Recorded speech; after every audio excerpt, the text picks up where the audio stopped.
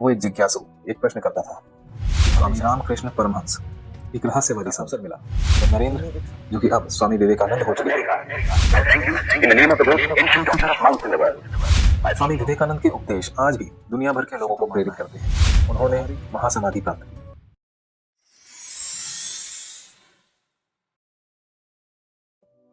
कल्पना कीजिए, एक छोटा सा लड़का नरेंद्र एक बरगद के पेड़ के नीचे बैठा है और उसकी नजरें अंतहीन आकाश में खो गई हैं। वो अस्तित्व के रहस्यों के बारे में सोचता है। मैं कौन हूं, हम कहां से आए हैं और हम कहां जा रहे हैं। नरेंद्र कोई आम लड़का नहीं था। वो एक जिज्ञासु एक प्रश्न करता था, जो हमेशा जीवन के अर्थ को गहराई से समझना चाहता था। उसकी जिज्ञासा अक्सर उसे अपने साथियों के साथ गर्मा गर्म बहस में उलझा देती थी। उन्हें एक साथ आकर्षित और परेशान करती थी। उसे थोड़ा पता था कि उसकी ज्ञान की अतिरिक्त प्यास उसे एक आध्यात्मिक यात्रा की ओर ले जाएगी, जो उसके जीवन को बदल देगी और लाखों लोगों को प्रेरित करेगी। एक दिन नरेंद्र की मुलाकात एक ऐसे व्यक्ति से हुई जिसने हमेशा के लिए उसकी सोच को बदल दिया। स्वामी रामकृष्ण परमहंस एक रहस्यवादी संत। इनमें एक शांति की ऐसी आभा थी जो लोगों को अपनी ओर खींचती थी।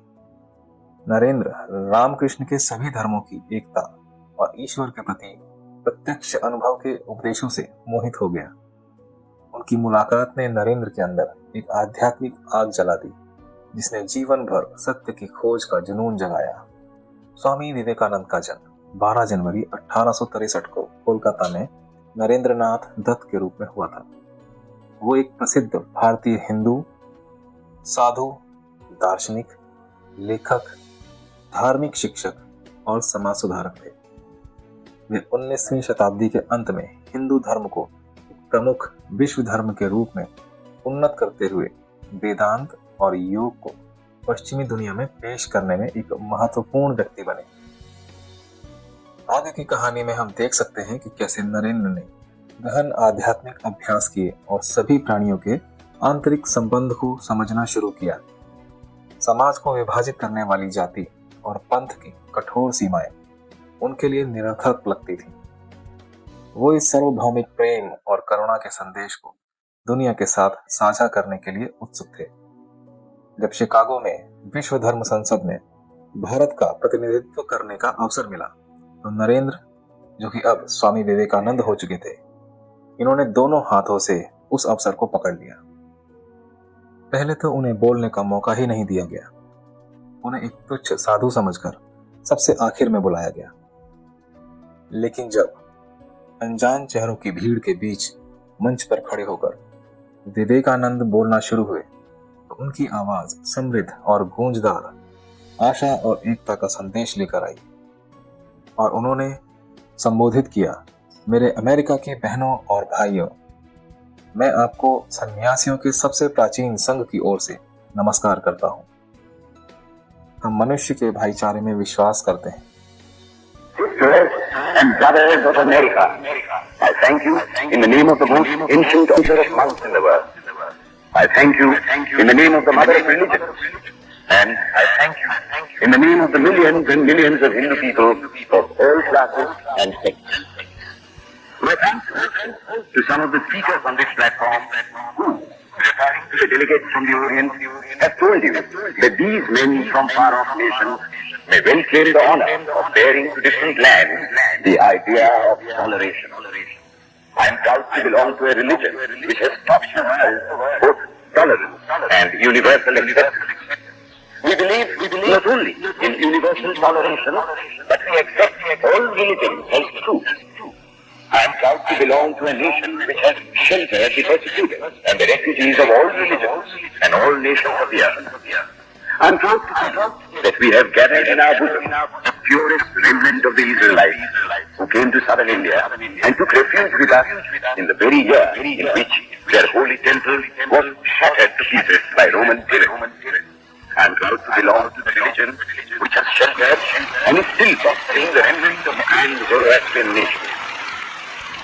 भारत के एक संत के माध्यम से इस तरह का संबोधन और भाषण सुनकर वहां की भीड़ मंत्रमुग्ध हो गई। उनके शब्दों ने उनके दिलों को छू लिया और कई लोगों में एक आध्यात्मिक जागरण किया। स्वामी विवेकानंद का जीवन परिवर्तनकारी अनुभवों की एक श्रृंखला था, जिसने उन्हें 19वीं शताब्दी के सबसे प्रभावशाली आध्यात्मिक नेताओं में से एक बना दिया। जैसे कि स्वामी विवेकानंद के जीवन का एक महत्वपूर्ण क्षण रहस्यवादी संत रामकृष्ण परमहंस से उनकी मुलाकात थी। रामकृष्ण के सभी धर्मों की एकता और ईश्वर के प्रत्यक्ष अनुभव के उपदेशों ने युवा नरेंद्रनाथ दत्त पर गहरा प्रभाव डाला और 1886 में रामकृष्ण की मृत्यु के बाद स्वामी विवेकानंद ने अन्य शिष्यों के साथ सांसारिक जीवन का त्याग कर दिया और आध्यात्मिक खोज पर निकल पड़े। उन्होंने भारत भर में यात्रा की, भारतीय संस्कृति और आध्यात्मिकता की विविधता का अनुभव किया। सन 1893 में स्वामी विवेकानंद शिकागो में विश्व धर्म संसद में शामिल हुए। उनके शक्तिशाली भाषणों, विशेषकर sisters and brothers of America से शुरू होने वाले भाषण ने दर्शकों को मोहित कर दिया और वेदांत और योग की पश्चिमी दुनिया में पेश किया। भारत लौटने पर स्वामी विवेकानंद ने रामकृष्ण मिशन की स्थापना की, जो शिक्षा, स्वास्थ्य सेवा और सामाजिक सेवा के माध्यम से मानवता की सेवा के लिए समर्पित एक आध्यात्मिक संगठन है। स्वामी विवेकानंद न केवल एक आध्यात्मिक नेता थे, बल्कि एक सामाजिक सुधारक और राष्ट्रवादी भी थे। उन्होंने महिलाओं की शिक्षा, जाति भेदभाव के उन्मूलन और गरीबों के उत्थान की वकालत की थी। उन्होंने स्वतंत्रता और सामाजिक न्याय के लिए लड़ने के लिए भारतीयों की एक पीढ़ी को प्रेरित किया था। स्वामी विवेकानंद के उपदेश आज भी दुनिया भर के लोगों को प्रेरित करते हैं। व्यवहारिक आध्यात्मिकता, सामाजिक सेवा और मानवता की एकता पर उनके जोर ने उन्हें एक कालातीत व्यक्ति बना दिया है। उपनिषदों की दार्शनिक परिणति वेदांत हिंदू विचारधारा का मूल आधार है। विवेकानंद ने वेदांत को इस तरह प्रस्तुत किया कि वह पश्चिमी मन के लिए भी गहरा और सुलभ हो गया। उन्होंने अद्वैत वेदांत की अवधारणा पर जोर दिया, जो व्यक्तिगत आत्मा और सार्वभौमिक चेतना यानी ब्रह्म की अंतिम एकता का दावा करती है।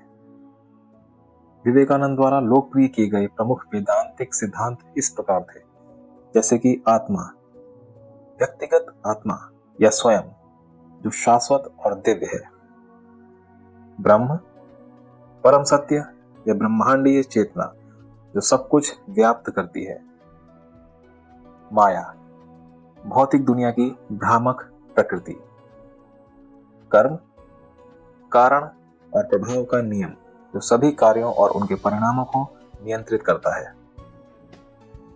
विवेकानंद ने योग को आध्यात्मिक विकास के लिए एक व्यवहारिक उपकरण के रूप में महत्व दिया है। उन्होंने योग के मनोविज्ञान और आध्यात्मिक पहलुओं पर जोर दिया, न कि केवल शारीरिक आसनों पर।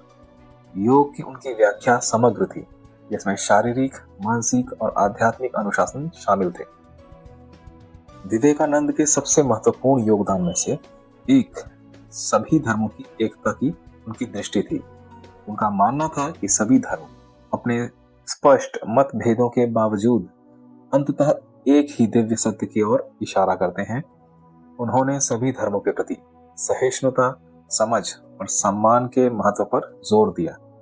उनके विचार आज की जटिल और परस्पर जुड़ी दुनिया में प्रासंगिक बने हुए हैं, जो लोगों को आध्यात्मिक विकास, सामाजिक न्याय और वैश्विक सद्भाव की दिशा में प्रयास करने के लिए प्रेरित करते हैं। स्वामी विवेकानंद के अंतिम दिनों में बढ़ती शारीरिक बीमारियों और आध्यात्मिक विरक्ति की बढ़ती भावना को साफ देखा जा सकता था। बिगड़ते स्वास्थ्य के बावजूद उन्होंने समाज के कल्याण और व्यक्तियों के आध्यात्मिक उत्थान के लिए अथक प्रयास जारी रखा। वो मुश्किल से 1 या 1.5 घंटा ही रात में सोया करते थे, जिस कारण कई प्रकार की शारीरिक समस्याएं स्वामी विवेकानंद को झेलनी पड़ रही थी, जैसे उनके पैरों में सूजन और अन्य बीमारियां भी शामिल थीं।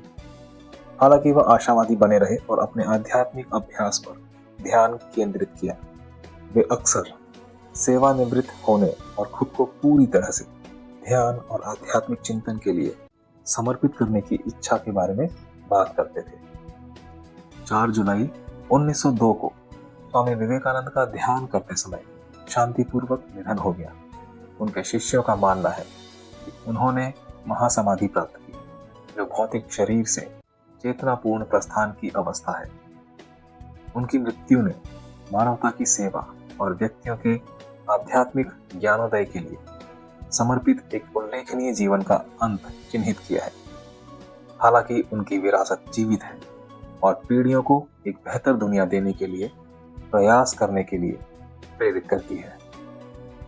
अगर स्वामी विवेकानंद के बारे में ये छोटी सी जानकारी आपको पसंद आई हो तो कृपया इस चैनल को लाइक करें, सब्सक्राइब करें और इस वीडियो को ज़्यादा से ज़्यादा शेयर भी करें। धन्यवाद।